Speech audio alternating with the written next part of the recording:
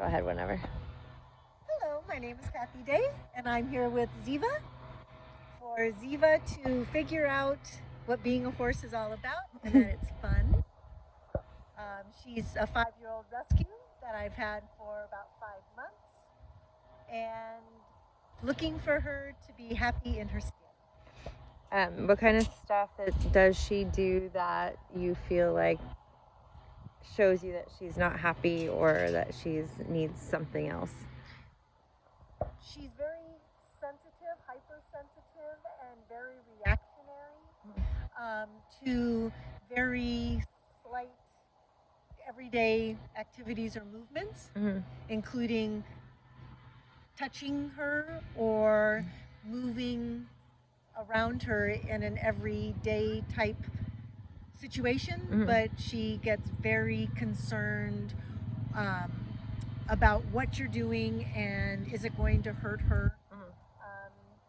If you touch her neck and start working towards the back of her, she will pin her ears and turn around and give you that look like she's really watching what you're doing, and it better not hurt her because she will hurt you back. Right.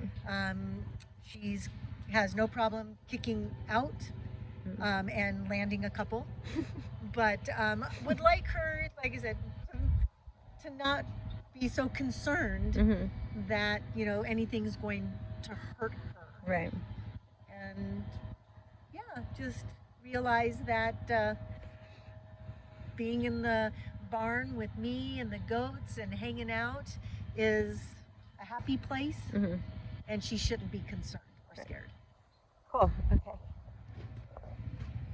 He's easy. You're there.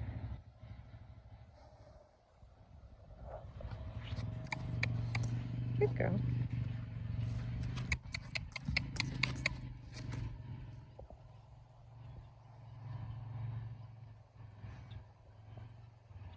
Good girl.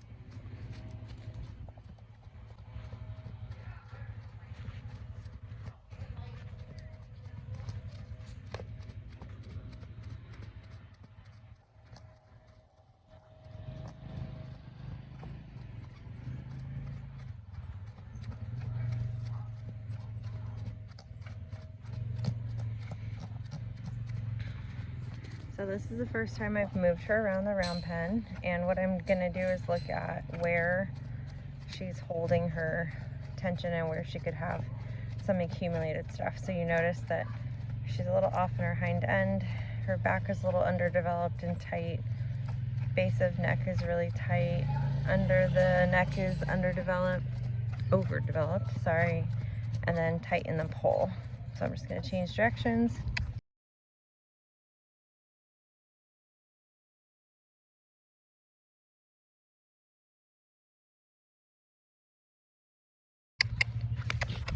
This is the part where I identify whether or not they're responsive, shut down. Over responsive would be every little movement, being tense.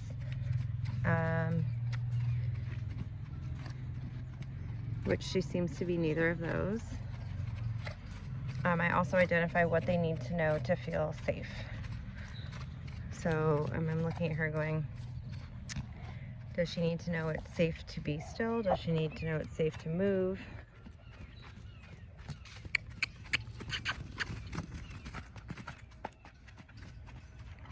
The tightness and accumulation in her hind end makes it a little tricky for her to canter.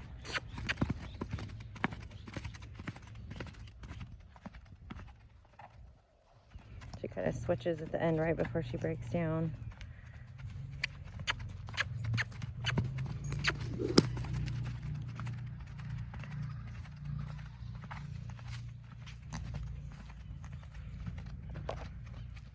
I'm going to change directions one more time.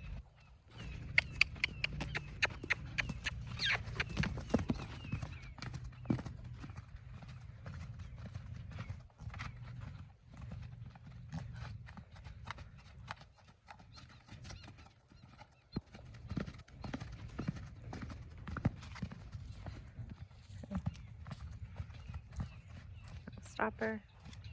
Oh. So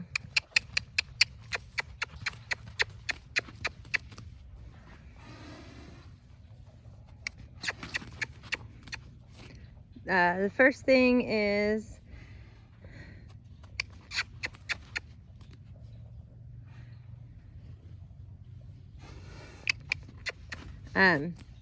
just kind of establishing a foundation to work from. So the boundaries, recognizing it, they don't need me or you or anyone to help them get the release. They just sometimes need to be put into a space where they can find it for themselves. So I don't want them on top of me thinking that they're feeling better because they're so close to me. First thing I do is I just want to see how responsive she is and just take inventory on where there's accumulation and in her body so that you can identify it and clear that for her.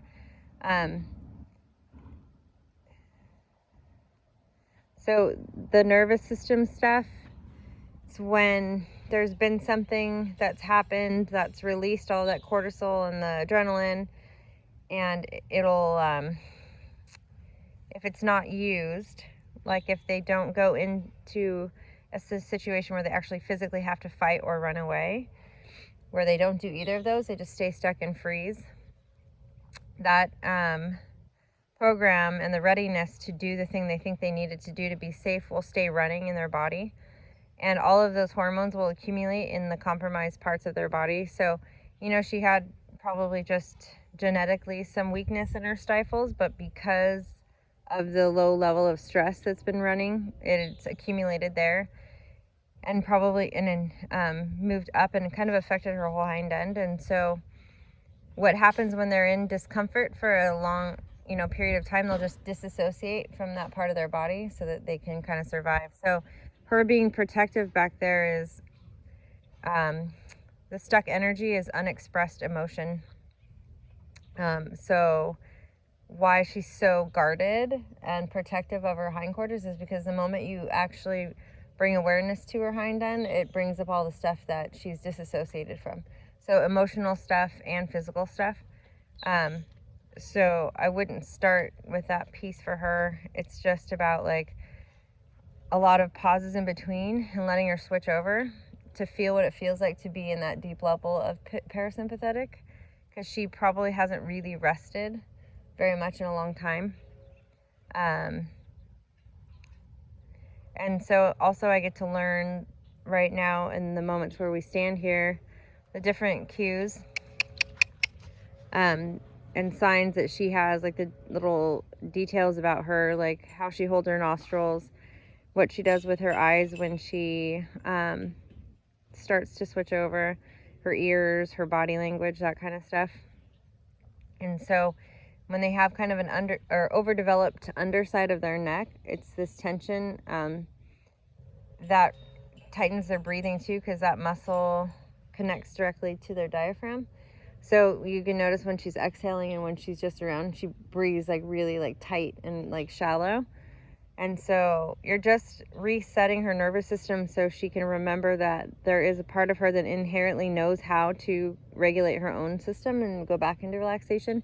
Right now, it doesn't necessarily feel safe. But, I've worked with her a couple times, so now she's kind of...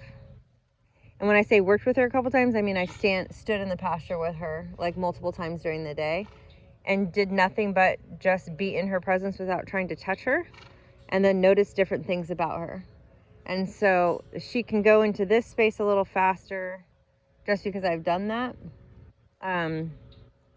That's the piece that people, I think, leave out before they start putting their hands on them, is can I get my horse to release, switch over, relax just by being in their presence first.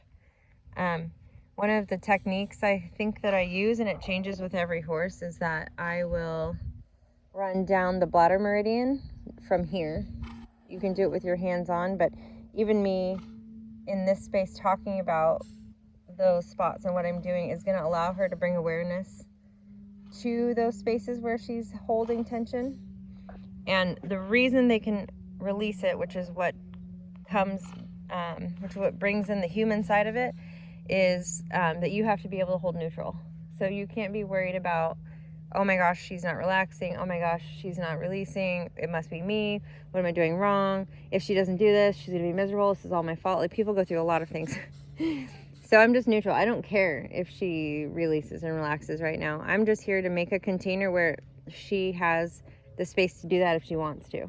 If she doesn't today or ever, I don't even go there. I just kind of go, I'm going to bring you up and move that energy around, let you feel it, experience it. And then I'm going to let you sit and be in that space. So running down the bladder meridian, just energetically, it's my intention sits on those spots. So again, if you're a person that has a lot running in your brain, you're like all the time, this is going to be really hard because you're going to get distracted and you're going to be like, what am I doing? So having a practice of getting in your body, giving yourself permission to not think about whatever you were thinking about before you got here until after, that kind of stuff. There's a lot of different little techniques you can do to get you present so that you can actually stay focused when you do this. So I just imagine like a hose going up their nose, up their face, up and over their ears, right through the middle where their spine is and their pole comes through, and then down their spine, which is kind of like middle of the neck, and then along their back, all the way down their rib cage, down their hindquarters, and out of their like back feet, right? So if I were to turn the hose on in either direction, which is just the creation of energy, either from the hind end forward or from where I'm standing now, you can do it from the front and back, you'll be able to really see when they're moving around, there she goes, where that stuff is accumulating. Because if you envision turning on that hose, you would see exactly where the hose was kinked and where the water wouldn't flow.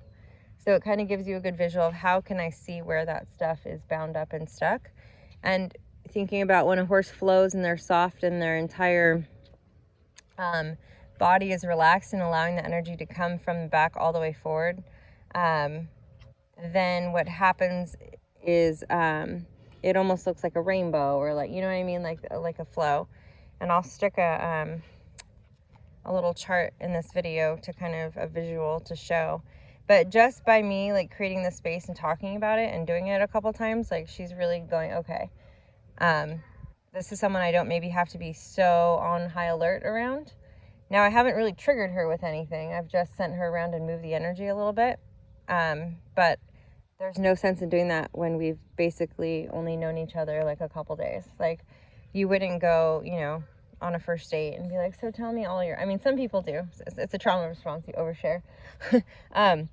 But you know what I mean? It's like it takes a little while to build rapport, especially when you're trying to talk about someone's like trauma that they're holding in their body. Like, you wouldn't just like, so the thing with the standing here is because right now she had a story about what it was to stand by herself. She wanted to come in first.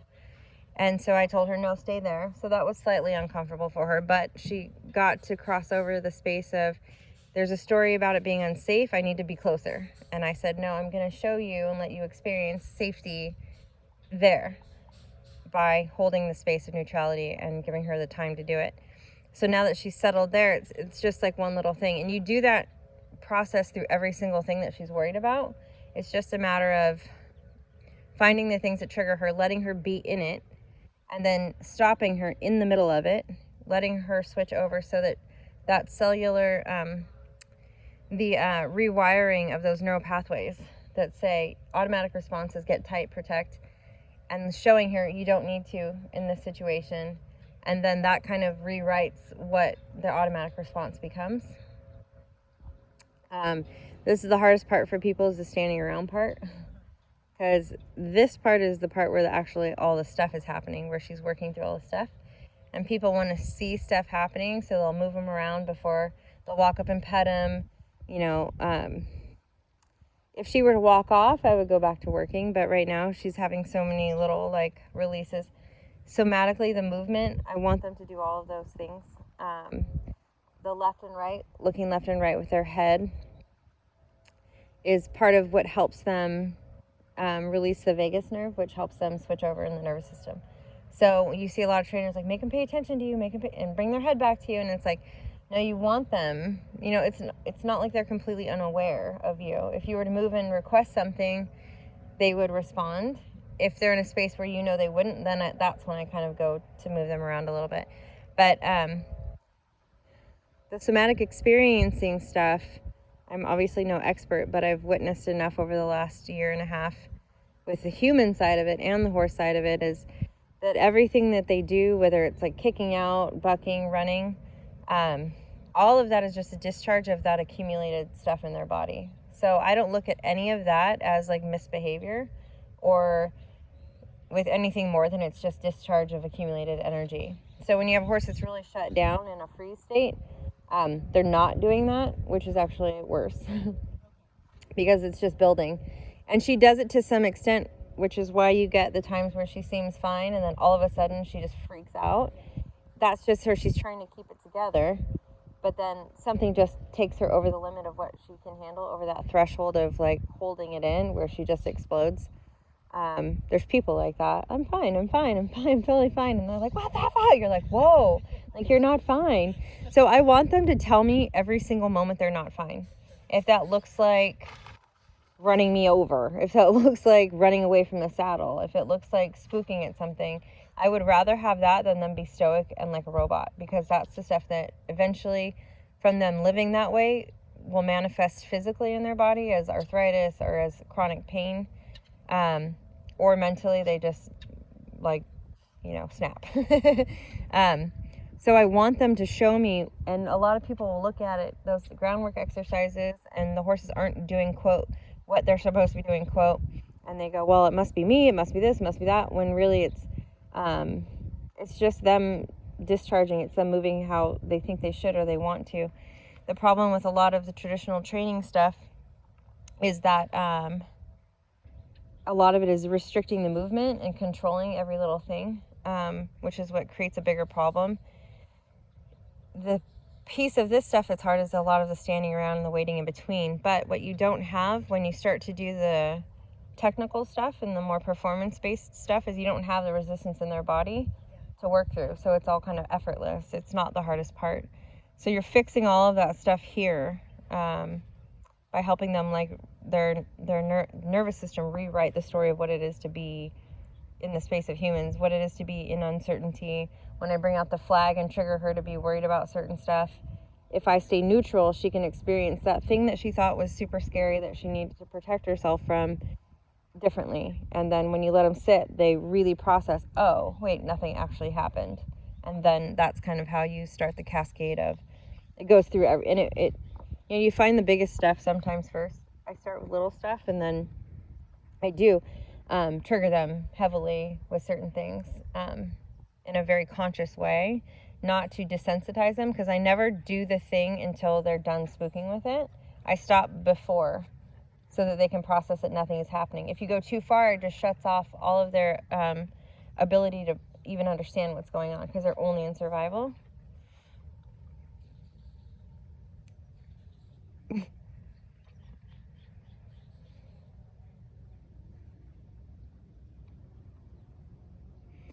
So I'm just going to identify certain things, like what do they need to know it's safe to do?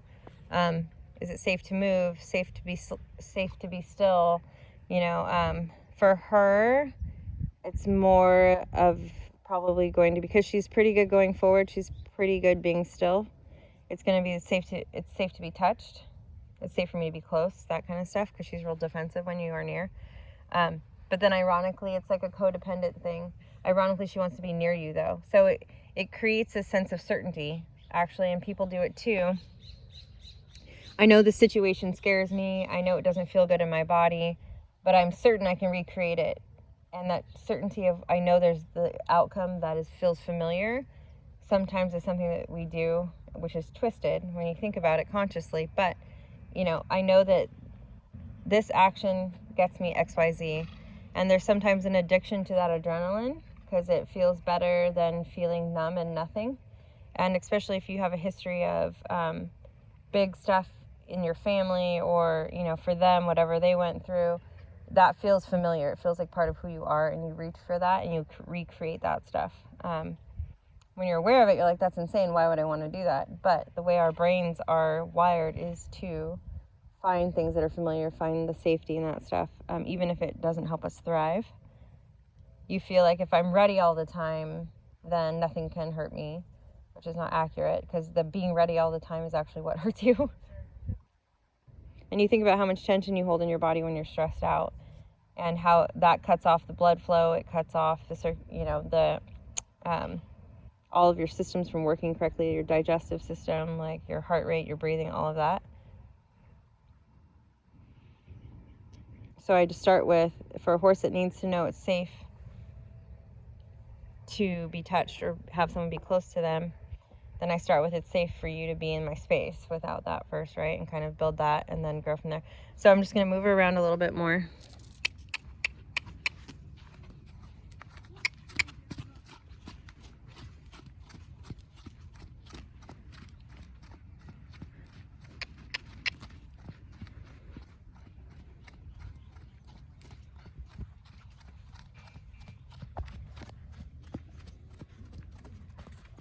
Switch directions. She's really good. She's not pushy. She's not shut down. She kind of is like, for that stuff, it's just pretty good.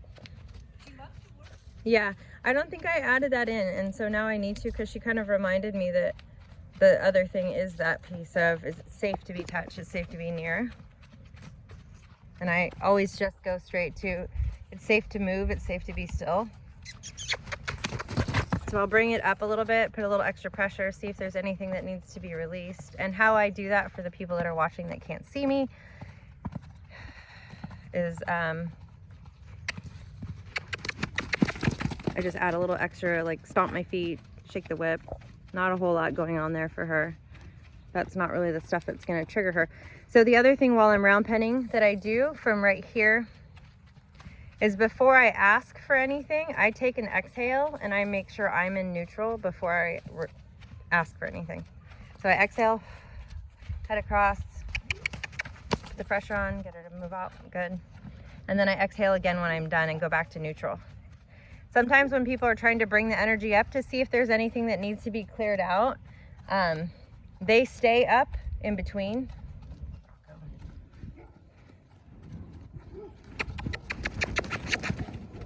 Good. Sometimes it also, and I'll stop her now.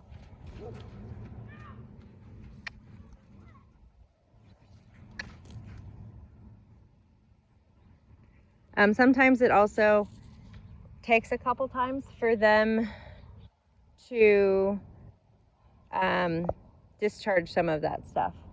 So ironically, when they feel safe with you is when they start actually kind of cutting loose and letting it all out. So I tell people it's an honor when a horse starts doing that with you, because it means you've at least created a space where they feel like they can express themselves.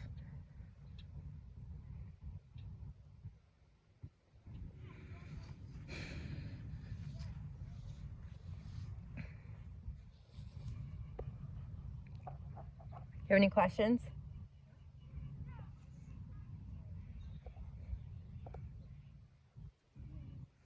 So I put pressure on her. I moved her around a little bit, got her adrenaline pumping a little bit, and I'm letting her process, oh, but nothing happened.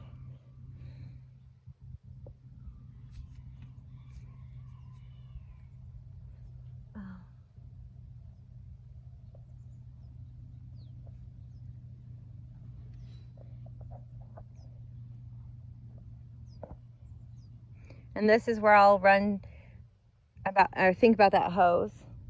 So I'll think about it. You can go from front to back or back to front. And I just think about sending light up that hose into her mouth, through her nasal passage, just up her face, and then all the way up by her eye. And then I go up by her ears and her poll. Do you like that one? And then I'll work my way down her neck, kind of right about where her spine would be. And I work my way down into the space of her shoulder. And then I go all the way down, space of where her spine would be, a little bit lower, just that whole area. And then I work my way down through lower back, over her hip, sacrum, and then down her legs.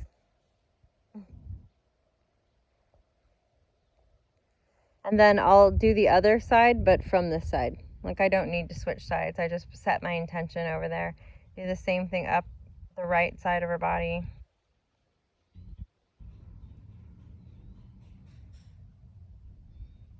And work my way down her neck.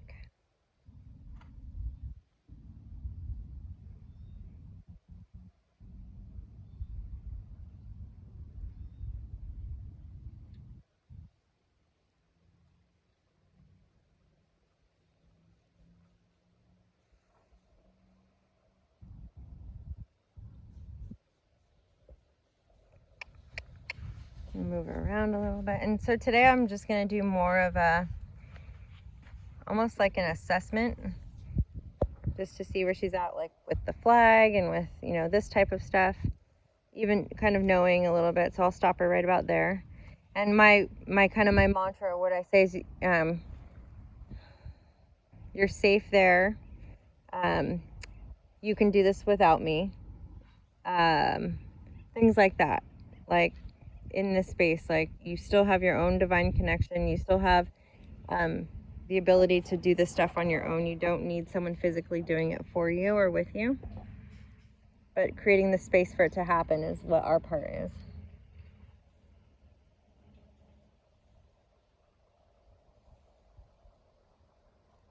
And all of the up and down is like the releasing of that, like, lower neck and jaw pull, the whole front half. I like that she's like starting to want to stretch her throat out and her pull and her jaw and relax that, because that's that space where that muscle that attaches to the diaphragm, which is going to help her breathe a little bit deeper.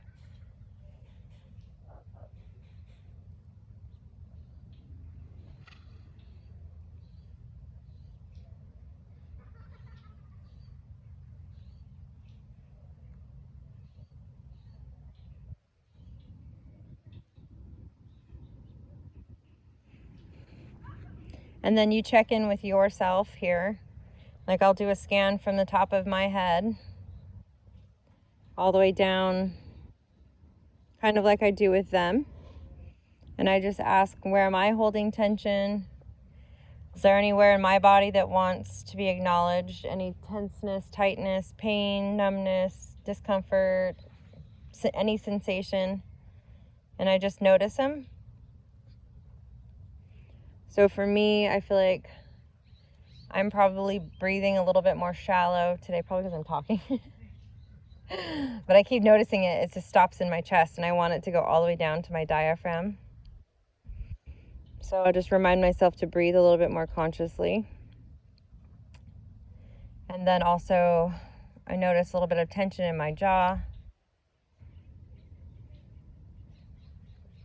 And a little bit of tightness in my lower back. So I'll just acknowledge anything that I feel. If you're really empathetic, sometimes you'll pick up on the stuff that the horse is experiencing, depending on in what way you're empathetic. I tend to do that with horse and person. So having a practice of being, before I check in, I kind of do an energy break where I just envision like my bubble, their bubble. We can stay connected, but I don't have to take on your stuff and you don't have to take on mine.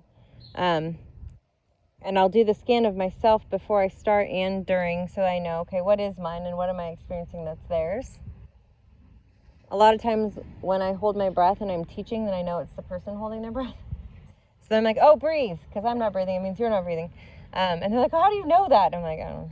You know, so by spending time standing here, it's like using it as a meditative practice too, where you just get to stand in stillness in the presence of something else. People try to do the body scan, and sometimes I'll do an exercise where you talk to your body, where if you have something that's going on, you can go, what is this about? You know, what are you trying to express to me? remembering that the body is the unconscious mind. So what that means is the body will remember things that the mind has shut off for survival purposes. So if you're feeling it, then it means it's ready to be acknowledged, it's ready to leave, it's ready to be whatever it needs. So if I have something that reoccurs in my body, then I know there's something in this for me. People sometimes make the mistake and go, okay, where's the message? I'm not getting the message. And they get frustrated when it's just the acknowledgement and standing in stillness, and then messages will show up. You can try to ask so long as you can stay in the space where you're not demanding it and then having too much tied into it, because there's the agenda and it'll block it.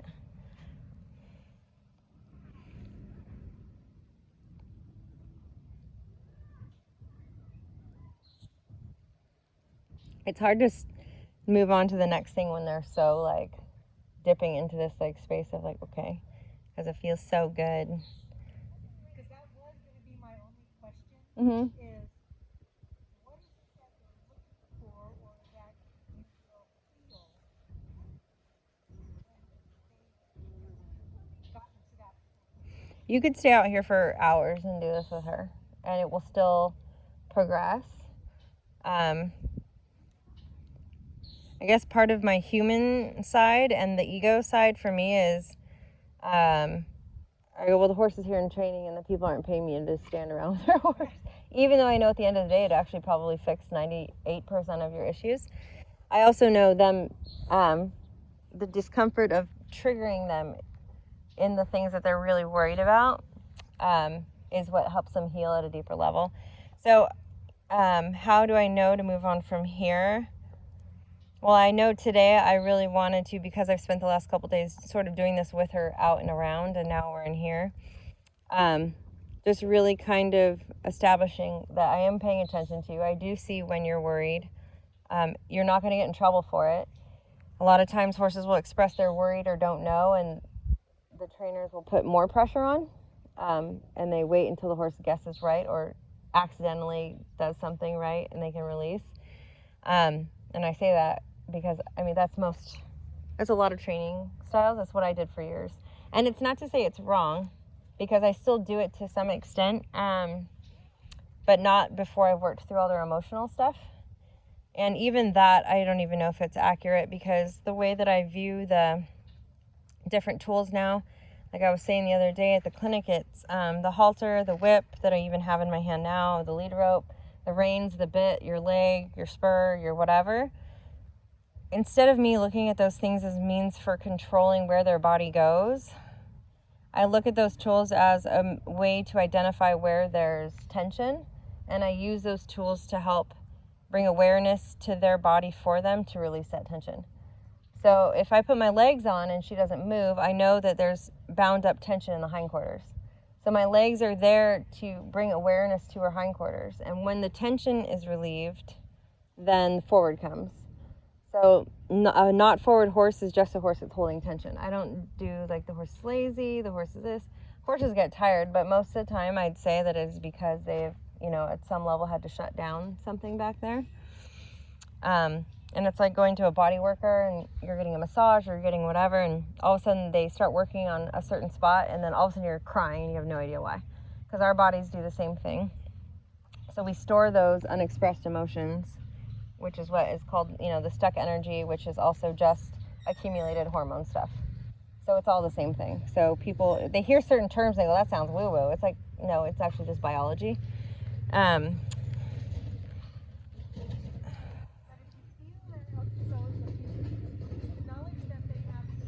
Mm-hmm. Mm-hmm.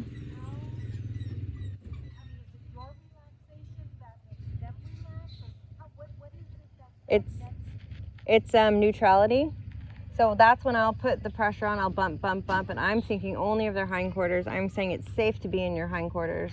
It's safe to move your hind end. The energy that, whoops, I'm watching my child jackknife the trailer. The energy behind that, when you request them to move forward, when you're holding that intention, is very different from you need to go forward because I said, and here's my leg and here's the pressure, move forward. That, just saying that alone creates tension in my own body. So the other, and it's purely intention.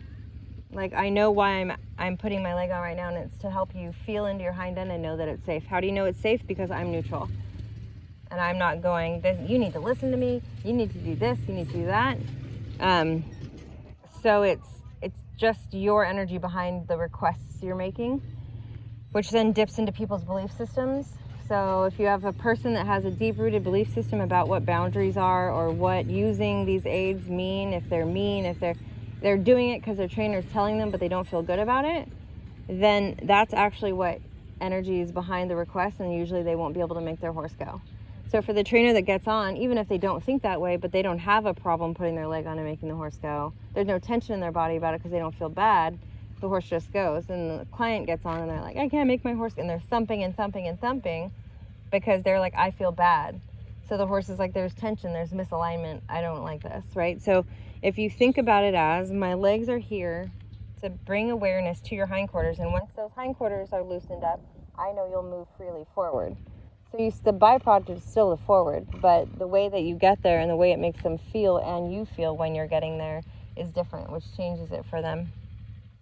Same thing with the bit. You know, if I pick up one rein and, you know, try to move their shoulder, or I try to bring their head around to soften them, and I hit tension, that bridle is not there so that I can overpower them and make their neck tired until they soften.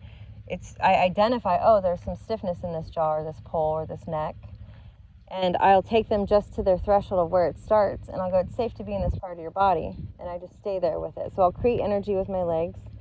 Well, the way I do it when I ride is I start from the back forward, so the forward has to come first, and then you identify where the stiffness is happening as you go, you know. So then I'll go for forward. Now let's think about this rib cage. Is it soft? Okay, no. I'm going to use my rib cage to bring my legs to bring awareness into the rib cage to let them know that's also safe to be in there. Then you work up into the shoulders, and this is all stuff you can identify just by moving the bit. And it looks like staying in that spot where you hit the stiffness and just being there, not holding tighter, not, you know. You can create energy, which is like turning the hose on, and then if you think about turning the hose on, and I'm unkicking the hose as the water's going through, right? So you pop open one spot, it flows up through, you pop up the next one, and then the next one, and the next one. Poopy flow.